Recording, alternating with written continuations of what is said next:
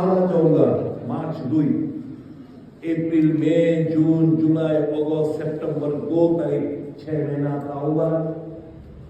और जब भी ये नहीं होता है तो आप मेरे को फोन करते, brother where are you, I want to see Ashisha को देखा, आशीषा को लेके एक छवि खींच के फेसबुक पे डाल देता। अरे पापा बोला दोस्त आ रही यार, ये तो सुदीप और आशीषा कॉन्फ्रेंस में चला जाएगा, कॉन्फ्रेंस में सब दोस्ती करेगा, इसको बुला बुला बुला बुला।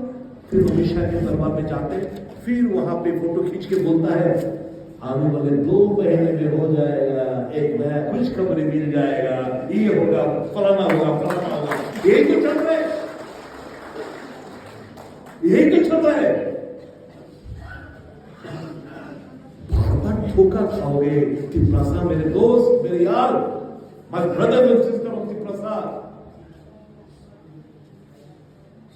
I cannot explain properly how much we love you, how much the conference wants to deliver for you. Probably आप लोग समझते नहीं हैं।